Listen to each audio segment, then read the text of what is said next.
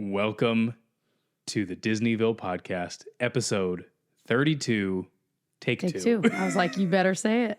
So if you didn't know, I shared on our Instagram a bit ago that, do you want to tell it? No, I don't. Tyler accidentally formatted the memory card, which basically deletes everything on a memory card. And the episode was on it, and we hadn't sent it to the editors yet or uploaded. You thought you did. But. So we filmed this before we left on our trip. We were so ahead of the game. We were so ready. And our editors are like, hey, did you upload that? I was like, yeah, I uploaded it. And I'm looking, I'm like, no, I didn't upload it. So then I went back to the hard drive that I would have backed it up on. And I'm like, it's not there. So here we are again. No biggie. And you know what? This version's going to be better than the first version because I learned a couple new things. I organize our notes even better based on how we filmed it the first time. And you know what? Even if it's not, you're not going to know. You're not going to know. No one's going to know. How are they going to know? They're going to know. I don't think, have you ever seen a grown man cry? Because it's not pretty. No. You felt so bad. And I have to say, I would like to applaud myself for my reaction, which was pretty calm. I was amazed. I think I was mostly calm because I so enjoyed filming this episode that I was like, we get to do it again. So yeah, if you don't know. Let's talk about, So this is going to be really exciting because we've been wanting to do some history episodes. Mm-hmm. And what we decided we're going to do is kind of go back and forth. So you did all the heavy lifting this time. Mm-hmm. And here's the thing. I didn't know much of this, so you taught me it. But here's the thing. You now know it. I don't remember a lot of it. You get to learn it again, pal. All right. So we're going to go and we're going to learn together. I think you're going to remember a lot more than you think. But this episode, like he said, it's our first true Disney history episode. This is what I'm here for, folks. Okay. Yeah. This is what I am fascinated by.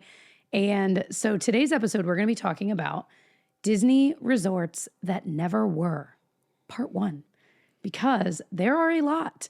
And we are honing in. As I was planning for this video originally, I was going to do a lot of them. And I was like, we need to pull this back because this episode is going to be like 4 hours long. Yeah. So in the future, we will do part 2, 3, etc. Yeah. We filmed over almost an hour. It was like 56 minutes. Yeah, it's still long. This is still going to be long. Yeah, the first time we did this. So it's a lot with just these few. Yeah. So we're going to be focusing in on basically what we're supposed to be opening day resorts, or at least like in that phase 1 of the planning for Disney World, the resorts that they were planning to build. And so it's fascinating. I really think you will all love this episode. Yeah. If I do say so myself. So a couple things to note before we dive into this is that if you are listening to the podcast and you're not watching it, which I know many, many of you guys are listening to it, maybe in your car, maybe you're folding laundry. Well, take a minute when you're done listening to it, whenever you get home, whatever, pop. Why did I needed to say pop over? And it doesn't even make any sense. You want to hop on a Zoom call? Let's pop on over to our YouTube channel, which is of course Disneyville, and watch the video version. You can kind of scrub through it, but we are going to be referencing so many concept art, images, maps. The maps are my favorite. And so many other things that you're going to want to see. We'll try to describe them as best we can, of course, but just something to consider doing afterwards. Yeah, because it'll make everything make a lot more sense. Because we'll try and explain it, but this is a visual heavy episode for sure. Mm-hmm. All right. Picture it. Where are we starting? Thank you. You'd love that. Picture it. 1960 something. You got to say the place. There was Orlando. Sicily. Okay, that's right. Orlando. Picture it. Orlando, 1960 something. In the original plan for Disney World, there were going to be 5 Disney resorts that were going to be built, all very, very close to the Magic Kingdom. So the 2 waterways that were kind of important in that area, of course, still exist today. There's Seven Seas Lagoon, which is right there in front of the Magic Kingdom. Right. And then there's Bay Lake, which was actually a real lake. Seven Seas Lagoon, Tyler, is a man-made lagoon. Yeah. And there are some photos that I stumbled upon recently, and we might have to add them in here. I knew that like I had always heard they drained Bay Lake to try and do some things. It is nuts looking at these photos. They had like these huge channels. So I had this book called Since the World Began. It was the 25th anniversary coffee table book of Walt Disney World.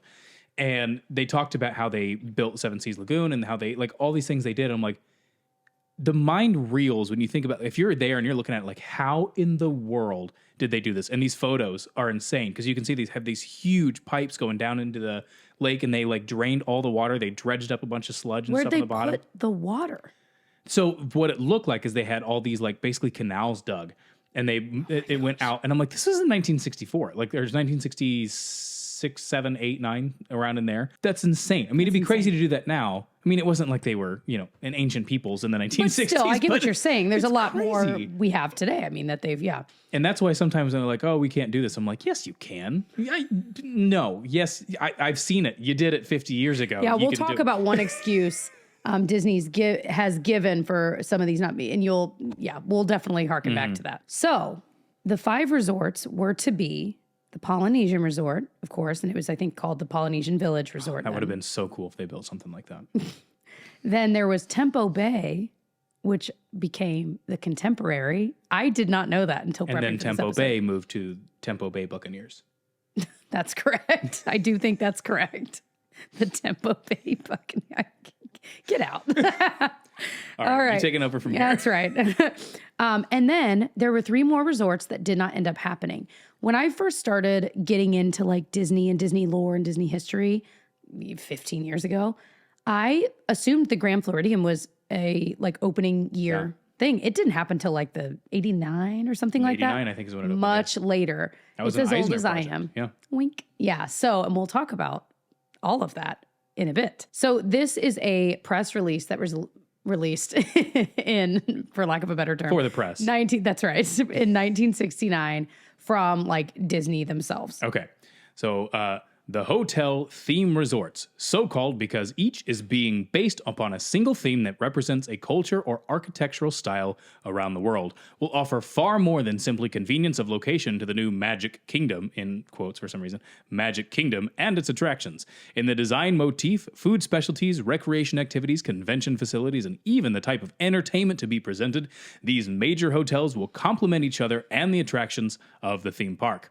Walt Disney World, a destination to become a complete family vacation kingdom, represents the largest total recreation and entertainment enterprise ever undertaken by a single company. As a place of, probably still true. Mm-hmm. I know for a long time they were the at least America's largest single site employer. They had like 80,000 cast members just in Walt Disney World. I don't know if they're back up to that or not. As a place of recreation, it will abound with land and water sports. And as a place of relaxation, it will cater to the needs not only of guests who visit for the day. Ooh, they wouldn't say that nowadays. Like you're not coming for the day anymore. We'll take all of your money. But to those who spend part or all of their family vacation in Central Florida. I am available for hire for voiceover work. Please let me know.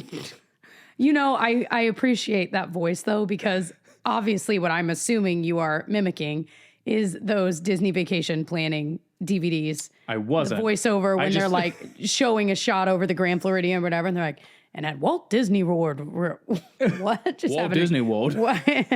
Walt Disney World Resort, recreation activities abound. Oh, I should have done that. I was just... That was the vibe. I was just making my voice a little deeper, but I should have done it that way. You nailed it. So in that, the main thing I took away is that they were really intentional from the beginning about each hotel truly having a theme, and they were really honing in on cultures, and within that, the architectural style, which is exactly their verbiage. Like that was the goal then. And I feel like now they still do that. I'm trying to think through. And then there's obviously the different ones like all-star music and stuff where it's not necessarily a culture, but it's more of a just a theme. Yeah.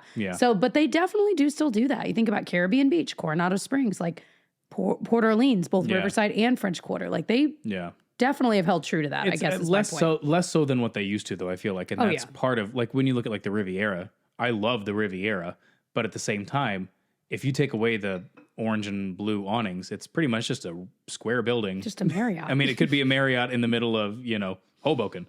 It's just, it has a theme kind of, but not, when I go to a Disney resort, I want a theme. Think about the theme of the Polynesian or Animal Kingdom Lodge, where it is so in your face in the best way, but it's still classy, feels deluxe, I think.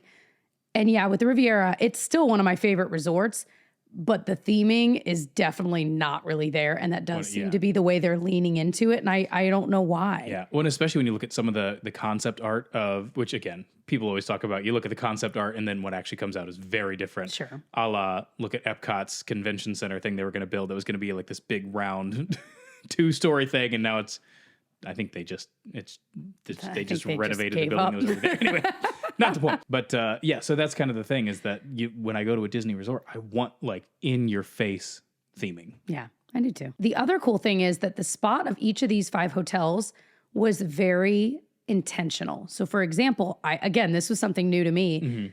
When you see the Contemporary, in theory, when you'd be looking out at it from inside the Magic Kingdom, what land would be in front of it was Tomorrowland. I mean, that's still true.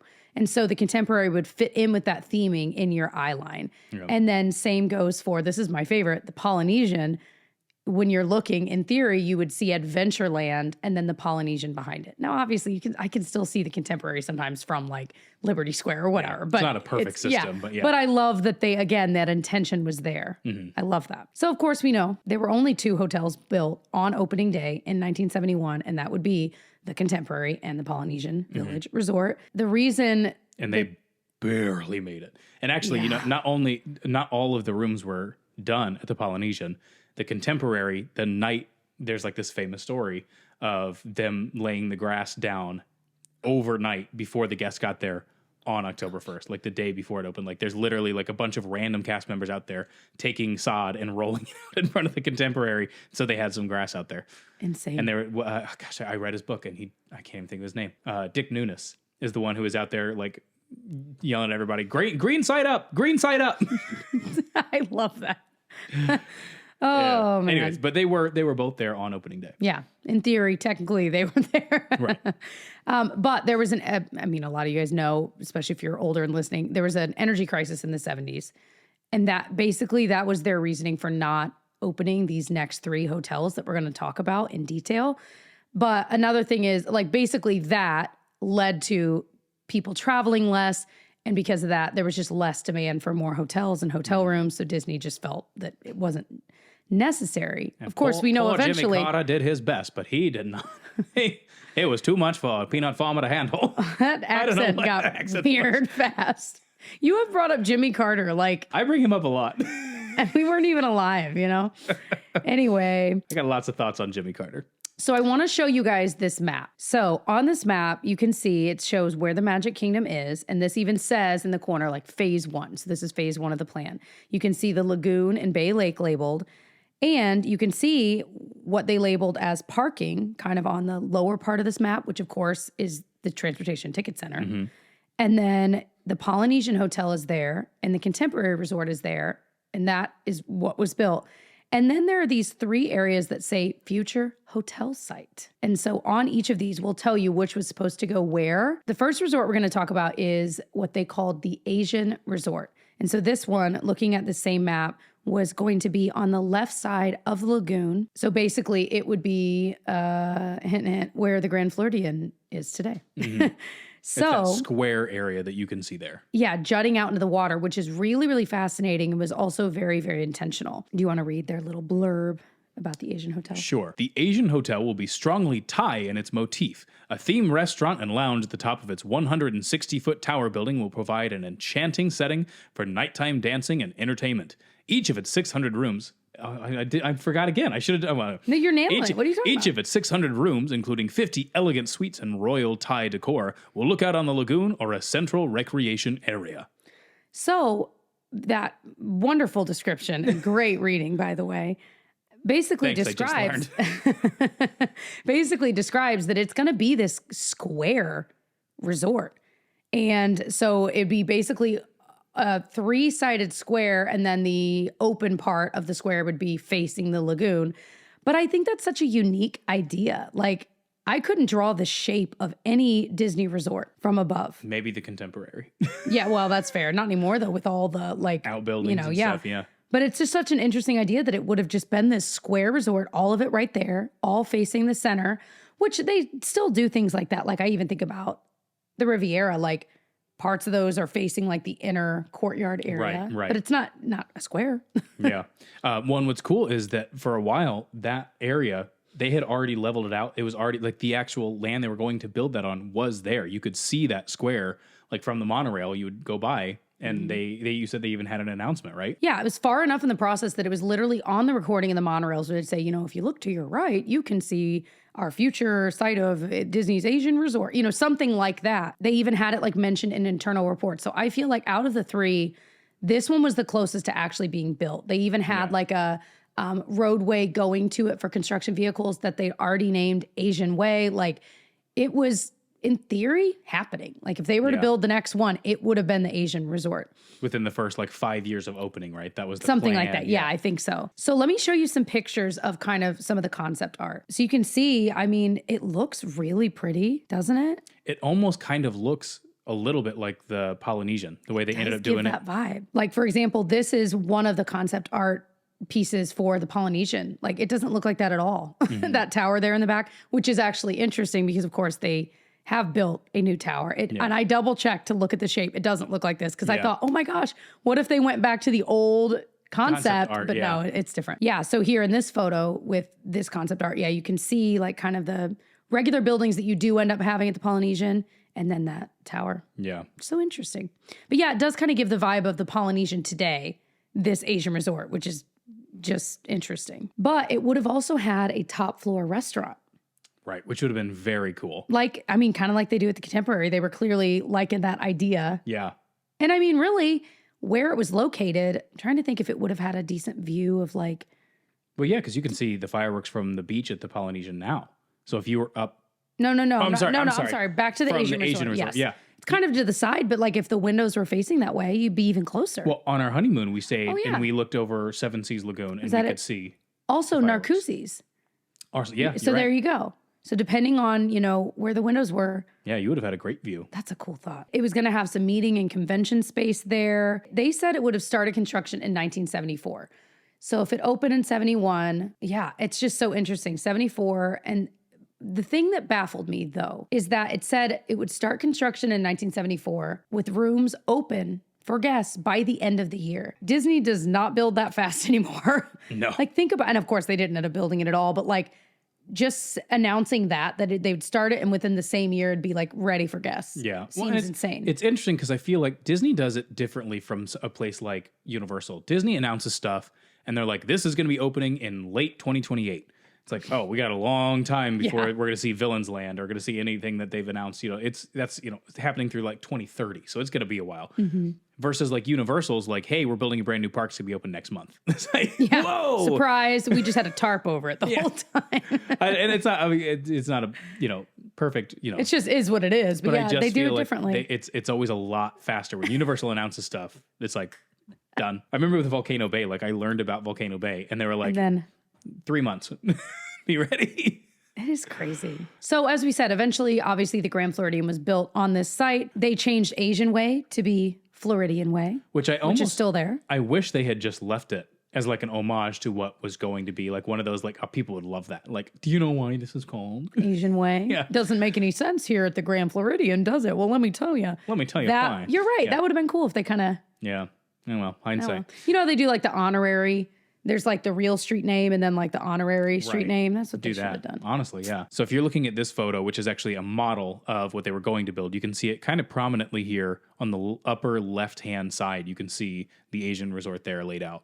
It looks so cool. It is really a shame that this didn't get built. I bet the food would have been really good. Oh my gosh. I'm just hungry. This is bad timing. We're filming at lunchtime. And you can see another kind of more aerial view of the concept where at the top of this picture is the squared off section that would have been the Asian Resort. Again, we know how close the Grand Floridian is to the resort or to Magic Kingdom. So this would have been really, really close. Yeah. And one last little photo. It's a little bit harder to see, but this was from I think a book or a pamphlet that was released kind of sharing about Walt Disney World Resort and this whole phase 1. Yeah. And so it's got some concept art of I think the lobby and perhaps the restaurant.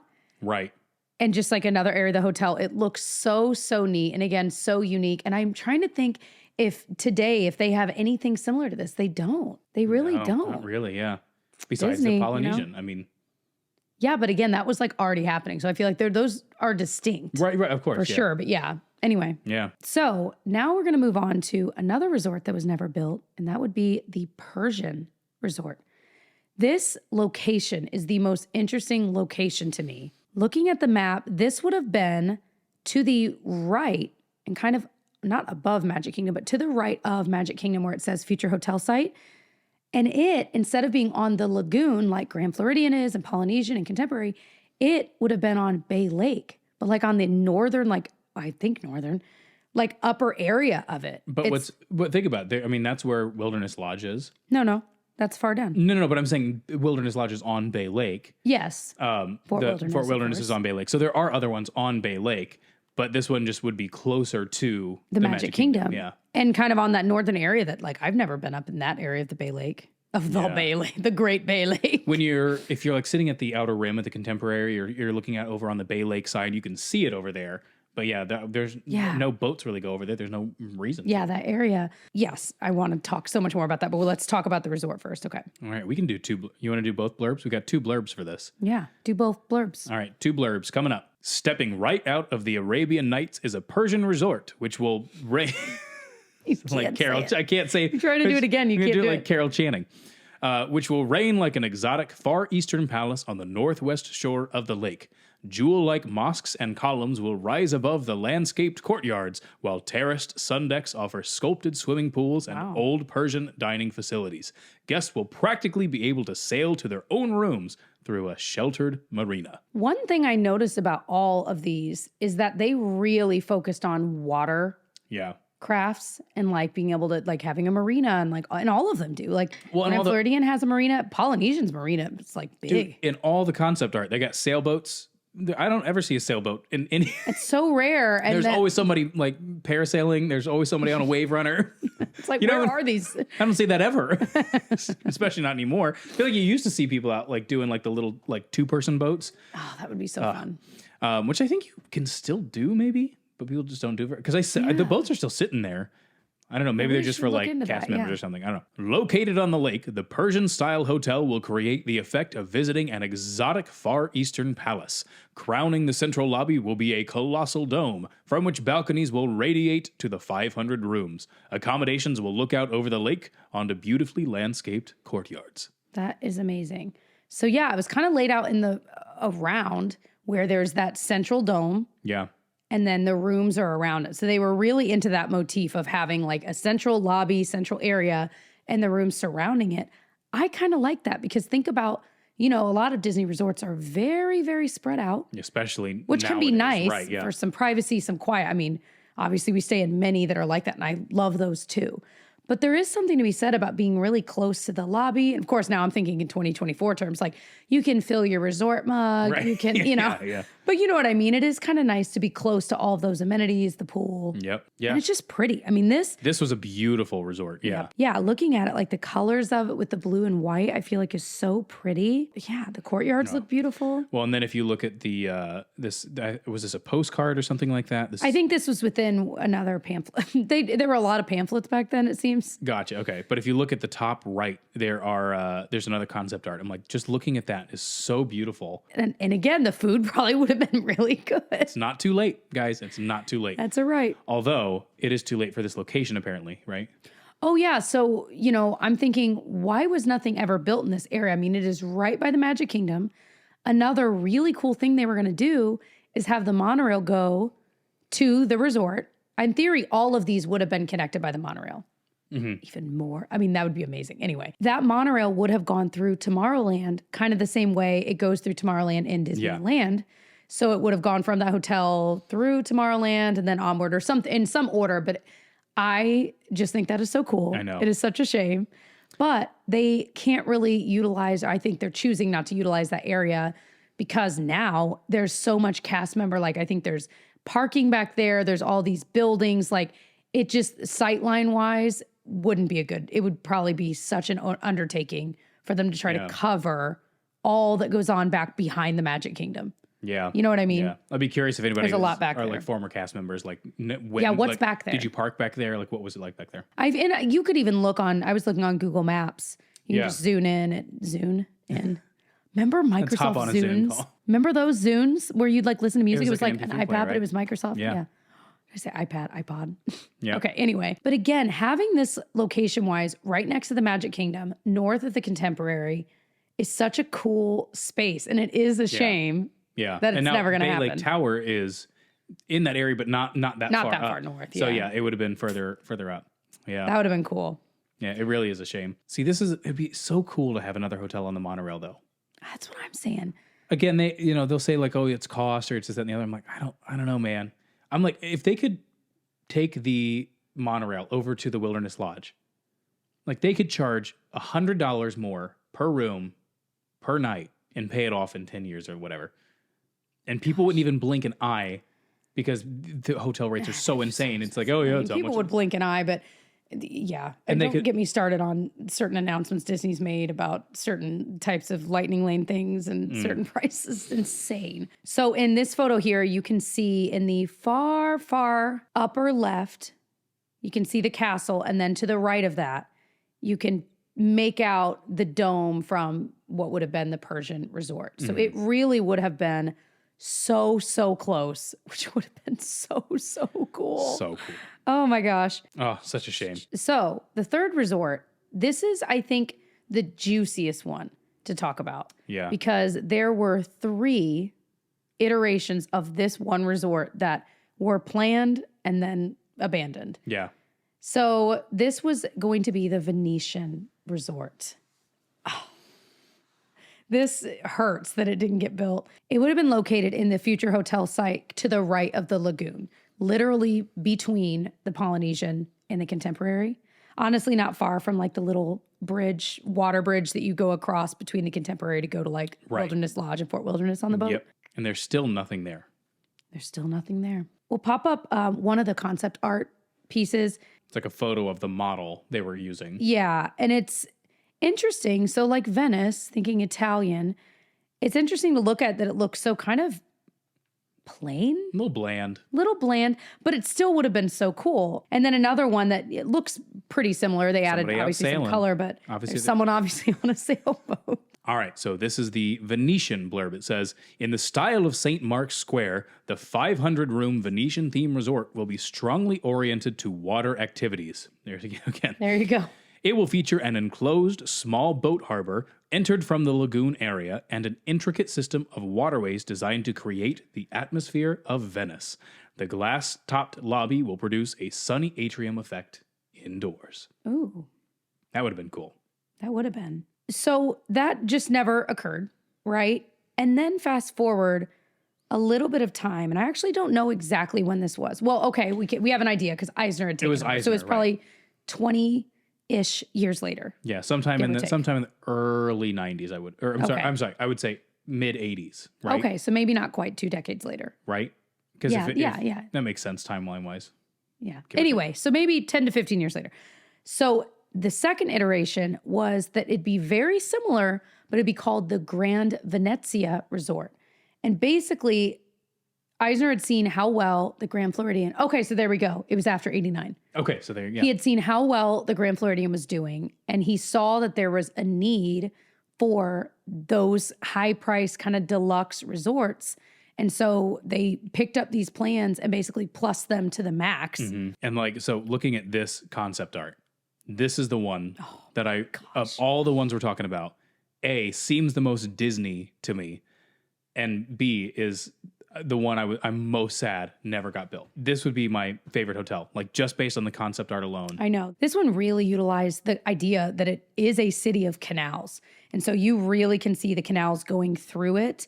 I think in theory, you were supposed to, let's see what it says. Yeah, we would have canals with working gondolas, terracotta roofs, fountains, a masquerade-themed pool, conference center, wedding chapel. So again, a lot of the things that the Grand Floridian has. And I guess it would have looked similar to how they ended up designing the Italy pavilion in Epcot, which is beautiful. Kind of. Obviously Epcot was already around by this point. Right. But you mean like this was based off of the design of Epcot? I think it would have looked similar. That's what I read on a couple different things. Okay. And I don't know. I know that the designers that designed Grand Floridian designed the Grand Venezia. Okay. So I don't know if they were also involved in the Italy pavilion or not. Like, I have no idea. My point being, probably not. My point being, like, if you think about how grand and spread out, but not too spread out, the Grand Floridian is, I think that's how this would have been. Where Yeah. it's obviously larger in scale, but still not terribly far. Like you could use the gondolas, you could walk, you know what I mean? It's just And so pretty. I'm assuming like if this is the main lobby here, you can see there's like a little square, people like meandering about and then walking over the bridges to get to your rooms there in the middle. Like it's just so gorgeous. That would have been so cool. It is so pretty. And again, so Eisner was a huge architecture nerd. So he really had this vision and this idea, and he understood that the architecture was part of the story and it was part of the experience in Disney. And so like he commissioned a lot of building hotels and stuff in Disney World because he himself was so into architecture. I'm just thinking about how you questioned whether it would look like the Italy Pavilion. And what I really want to say is how dare you, because I wrote these notes like a month and a half ago. And I don't remember what I meant. Yeah, that's the one thing I don't know. Maybe I was wondering if it would look. I don't know, guys. So then there's a third iteration, and this is an interesting one. In the 90s, the same exact site, they were planning to do Disney's Mediterranean Resort, which I think in theory would be really cool. And of course, kind of similar with some differences. Let's pop up the concept art for this one. What do you guys think? I don't like this one. This one's interesting. It's all right. I don't like it near as much as I liked the Venezia. I totally agree. I think in actuality, like this is obviously a concept and it's very minimalistic, you know. My assumption was like that it would kind of look like parts of Greece, where it's like the whitewashed and then the blue of the water. But the concept art really, I don't know. It also gives me like a Santa Fe vibe. Do you know what I mean? Yeah, it just doesn't send me. It's not. But it was specifically, it was called Mediterranean Resort, but it was supposed to be Greek style.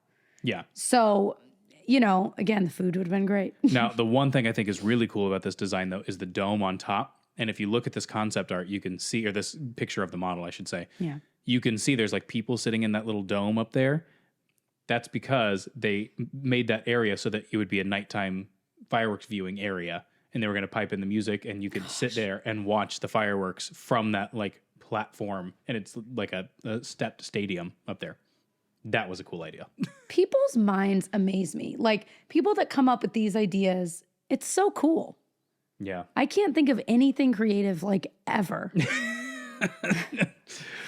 That's funny. This also would have been a deluxe resort. So again, they're still thinking about like it's going to be on the monorail, et cetera. Disney's excuse for this not being built was that the land, and again, this is the third time something's being planned on this specific piece of land. Their excuse was that the land was too swampy to build on. Yeah, yes, Tyler. I have some questions. Everything is swampy in that area. You built a Magic Kingdom in the area, and it was swampy land. You had some options. Like there were some things they could have done. So I say nonsense. I think it was the idea that it would have cost more money than they wanted to spend. I disagree with that to get too. the land to where it needs to be. I disagree with that too, because they have hotel rooms that cost $1,500 a night. Yeah, so they that would is have definitely recouped true. their cost. It I'm might not have saying taken- they couldn't have afforded it. I'm saying they Every were choosing excuse. not to. Like to have another monorail resort right there with a different theme, I think would be so cool. Yeah. And this excuse about the land being a little mushy. No, come on. They built go talk to the Dutch. The Dutch built Holland on marshy land. They just put those pylons, 50 feet down, and they're good. I mean, some of the houses are falling down in Amsterdam, but other than that, they're fine. But I'm like, you could have done it. Like, think about Walt Disney walking into that area before they developed anything and looking around being like, yep, we can build a Magic Kingdom here. We can build this. And now they're like, in 2024, like, it's a little mushy. That would have been 90s, but yeah, I know what you mean. No, it's a little I don't mushy. believe you. Apparently in 2010, that land where these 3 resorts were planned to be on, as in like just this one piece of land, a lot of the trees, a lot of the land was cleared. And so people were thinking like, oh my gosh, are they actually going to build something on this area? And really, I guess they were just trying to clear sight lines for the monorail drivers, because that's like a typical holding area if they're waiting on like the next monorail. So it's hard to see. And anyway, so they just so interesting. Plans, it sounds like. Yeah, I just don't think it's ever going to happen on that spot. Never going to happen. They've got so much land. I mean, that's the reality. Like they could build wherever they want, but Having another one on the monorail would be so What about cool. what I But want? what about what we want? Oh, you had a fun fact though. Oh, did you guys know that, you know how like the rooms at the Contemporary were basically lifted into place and like placed there, but they were already done. Each room was built separately and they brought them on site with cranes and just like placed them into place. Well, apparently they did the same thing with the Polynesian. I did not realize that. Well, kind of. So they built the steel A-frame for the Contemporary and they kind of slid them in place. Whereas the Contemporary, they basically did the exact same thing. I'm sorry, the Polynesian, they basically still built them off-site and then stacked them on top of each other. So it wasn't like a sliding thing. It was more of a stacking thing, but same concept. Slide, stack, you know. But supposedly, allegedly, they don't do that style of building anymore because they were noticing, and I'm trying to figure out like how this really made sense. Like it makes sense to me, but also it doesn't, that what was happening is people were noticing smells, allegedly, between the rooms, and they discovered that a ton of mold and stuff was growing between the rooms. So I as of now, of course, they've cleaned all that out, blah, blah, blah. That was years and years ago, but that's why they abandoned that. I'm sure one of the reasons they abandoned that style of building. Yeah. It's interesting now, though, because you assume now they have some sort of space age polymer they could like. Oh, spray undoubtedly, yeah. But it just might not be cost efficient to do it. Yeah, and that's that the way. thing too. Yeah, I guess unless you're trying to like very quickly put something up. Which, by the way, there's a new like warehouse store coming to us, like in our town. Oh, like Costco. What's It's it called? BJ's. Yeah. They built this building in like 3 days. It was crazy because everything was like prefabbed. And so I drove by it like every day. It's right by Lowe's, and you go to Lowe's a lot. I go to Lowe's a lot. And they had like, they put up the steel frame and then these walls, these like 50-foot by 30-foot walls. Okay, maybe not that big, but they were huge. Just prefab, just boom, boom, boom, boom, boom. And this building was not there. And then this huge warehouse was built. It was crazy. That is crazy how fast anyway. Yeah, that's the episode. I hope you guys enjoyed. Let us know. Do you have any Disney history topics you would love for us to cover? We already have a good working list, but I'm happy to add stuff to it because sometimes, as we've said before, we love a topic so much that we move it straight to the top. Yeah, so, very, and you'll be in charge of the next one, I know. There's a couple things that I want to do, and I'm like, I don't know where to start. Like some of the original Epcot World Showcase concepts are kind of interesting. I will tell you, after doing this one, you just got to dive in head first, and it will reveal itself. But then I was thinking about like all of the Disney Springs iterations over the years would be fascinating too. Talk about Pleasure Island, but I'm like, that's almost too much of it's like a 4-hour episode right there because there's so much. We could split it up. We can get real niche. You guys are cool with niche, right? Anyway, yeah. So I got to figure out what it's going to be, but I'll be in charge of that one. It'll be fun. Yeah. In our next episode, we're pretty sure we're going to talk about the new cabins at Fort Wilderness we got to experience. And we've got a story time. We got all kinds of things to catch you guys up on and chat about, but we're excited about that one. Yep. Thank you guys for listening. Thank you. Sorry if my voice was scratchy and annoying. We had a very social weekend. We hosted a get together. We had like a kids get together. Then we had a family one. Like day after boom. We were talking for 3 days straight. Yeah. I want to sleep for 15 hours. minimum. Yeah. And then you know what? The school bus showed up on time this morning anyway. I'm like, did you not know how tired we were? Could you just give us a break? It all worked out. All right. Well, I hope you guys enjoyed this episode. We will see you on the next one. Thanks for watching. Bye, guys.